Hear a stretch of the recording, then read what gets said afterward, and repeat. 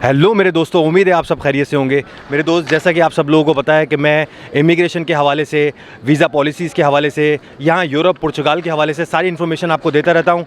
अभी मेरे साथ एक बहुत प्यारा भाई मेरा मौजूद है और मैं आपको मुसलसल ये बात बताता रहता हूँ कि देखें पुर्तगाल के हवाले से कि अगर आप पुर्तगाल से बाहर मौजूद हैं और आप किसी पे भरोसा कर लेते हैं कि यार तू मेरा कॉन्ट्रैक्ट लगा, मेरे टैक्स भरता रहे, वो यकीनन आपको धोखा देता है। ये बात मैं हमेशा आपको बताता हूँ, हमेशा मैंने अपनी वीडियो में आपसे ये जिक्र करता हूँ। आपको 2-3 अभी ऐसे वाक़या सुनाऊंगा। एक मेरा प्यारा भाई यहाँ पे मौजूद भी है, पहले इससे बात करते हैं और इनकी दास्तान आपको सुनाता हूँ कि इनके साथ क्या हुआ। एक मेरे प्यारा भाई यहाँ से यूक्रेन से यहाँ पे मौजूद है। यूक्रेन के बारे में बताऊँ तो अब बहुत अच्छी वीज़ा पॉलिसी इन लोगों ने कर दी है। शुरू में इन लोगों ने डिसाइड नहीं किया था पुर्तगाल ने कि ये जितने भी यूक्रेनियन यहाँ आ रहे हैं उनके साथ करना क्या है, लेकिन जैसे जैसे वक्त गुजरता जा रहा है, यूक्रेनियंस जो वहाँ से माइग्रेटेड हैं, चाहे उनके पास पासपोर्ट हो या ना हो, चाहे वो वीज़े पे हो, चाहे वो पाकिस्तानी हो, बांग्लादेशी हो, नेपाली हो, सबके साथ ख्याल किया जा रहा है। बाकायदा इनको खाना पीना घर फ्री में दिया जा रहा है, इनको जॉबें दी जा रही हैं, इनको 1 साल का TRC दिया जा रहा है। ये मेरा प्यारा भाई आज वहाँ पर गया भी था अपने मामलात के लिए, तो इनसे भी बात करेंगे। पहले मैं आपको इनसे अपने दोस्त से मैं बात करवाता हूँ जिनके साथ हैपन हुआ पुर्तगाल में। इन्होंने किसी पे ट्रस्ट कर लिया, ये बेसिकली फ्रांस में रहते हैं और इन्होंने जब किसी पे ट्रस्ट किया, फ़ाइल लॉक करा हुए 1 साल से ज़्यादा हो चुका था। जब ये यहाँ पर आए उसके बाद ये बहुत परेशान हुए। आगे की बात मैं इन्हीं से आपसे सुनवाता हूँ ताकि आप सही तरह इनकी बात समझ पाएंगे। अस्सलाम वालेकुम भाई, कैसे हैं आप? वालेकुम अस्सलाम, मैं ठीक ठाक हूँ भाई। सबसे पहले अपना नाम बताइए और बताइए आपके साथ हुआ क्या। मेरा नाम मुदस्सिर है और मैंने फ़्रांस में रहते हुए अपनी फ़ाइल लॉक करवाई थी। ठीक है। मेरा एक दोस्त था, वो मेरे साथ काम भी करता था फ़्रांस में। सही। तो वो यहाँ पर आ रहा था अपने पेपर रिन्यू करवाने के लिए। सही।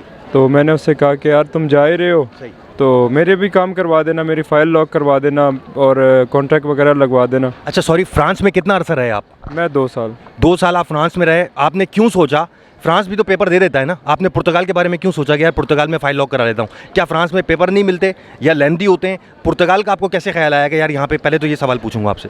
फ़्रांस में पेपर मिल जाते हैं 10 साल अगर आप वहाँ पे स्पेंड करें। 10 साल मतलब you can not go back to your country 10 years?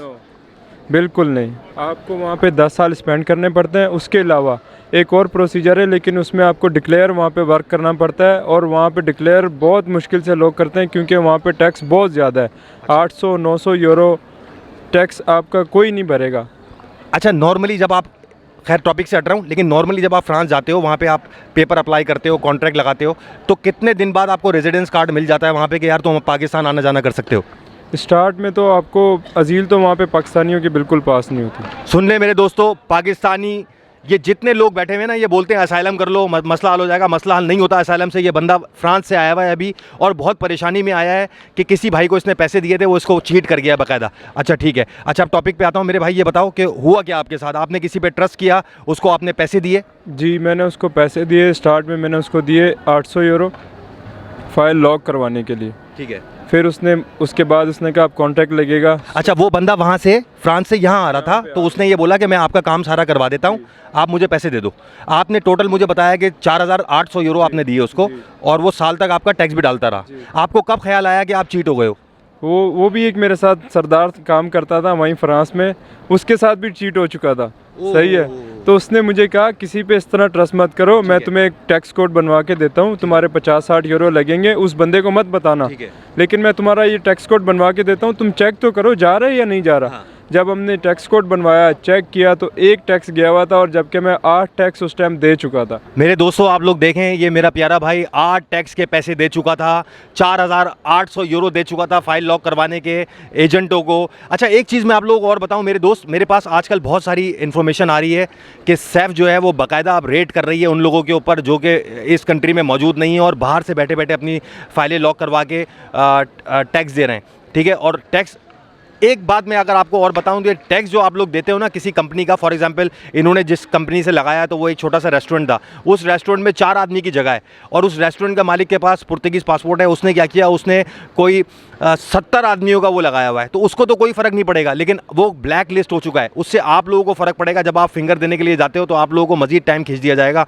तो मैं आप लोगों से हमेशा ये बात करता हूँ, खुदा के लिए अगर पेपर लेना चाहते हो तो पैसे के पीछे मत भागो, पहले पुर्तगाल आओ, पुर्तगाल में लीगल काम करो, किसी पुर्तगीज़ के पास या किसी अंग्रेज़ के पास फिर जाके पेपर लो, ठीक है। ये मत करो कि पहले पैसे के पीछे आप लोग भाग के फ्रांस, जर्मनी, इटली, स्पेन में आप लोग बैठे वहाँ से फाइल लॉक कराते हो, किसी पे भरोसा करते हो, फिर चीट होते हो। भाई कितने परेशान थे आप 2 दिन पहले जब आपका मेरे पास फ़ोन आया? ओहो, मैं आपको बता नहीं सकता हूँ, मैं बहुत परेशान था।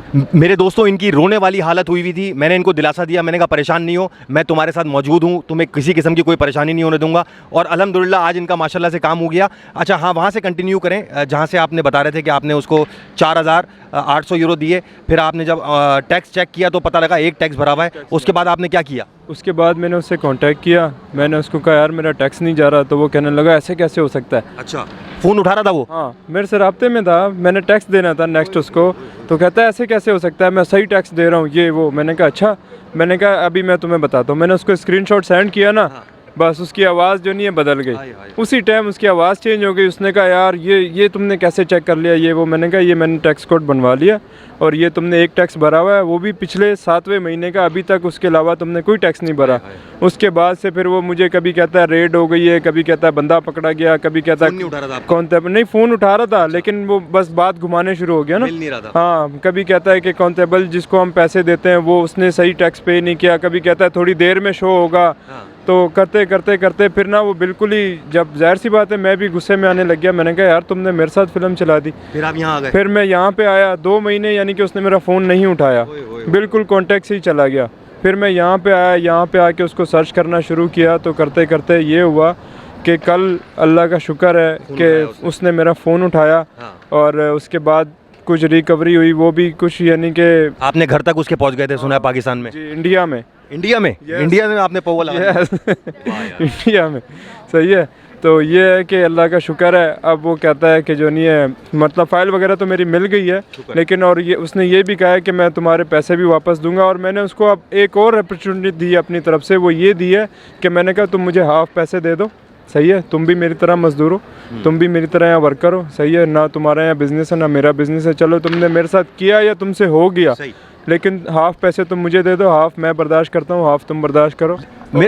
और जितने भी लोग हैं उनके लिए मैं यही कहना चाहूँगा कि अपने हाथों से यहाँ पे आके अपने पेपर लॉक करवाओ, सही है, चाहे यहाँ पे मत रहो, लेकिन अपने पेपर एक बार तो कम से कम वेरीफाई करके जाओ, बाद में रोने, यानी कि इलाज से एहतियात अच्छा है। अच्छा, मैं तो ये बोलूँगा यहीं पे रहो यार। एक बात है, साल बार एक साल अगर आपने कम कमा लिया या 15 महीने कम कमा के अपने अगर आपने टैक्स भर दिए हैं और आपको यहाँ की रेजिडेंसी इतने शॉर्ट टाइम में तो कोई भी नहीं दे रहा। मेरे दोस्तों, मैं आप लोगों को एक बात और बताऊं कि ये भाई से जब मेरी 2-3 दिन पहले मुलाकात हुई तो ये रो रहा था। ये मुझसे कह रहा था यार मैंने पुर्तगाल के 4,800 इसलिए दिए थे यहाँ फ़ाइल लॉक कराने के टैक्स, इसलिए क्योंकि अब इनकी फिंगर का टाइम करीब है और ये मुंतज़िर थे कि अपने घर जाके अपनी माँ बहनों से, अपने बहन भाइयों से मिलेंगे, अपनी माँ की शक्ल देखेंगे।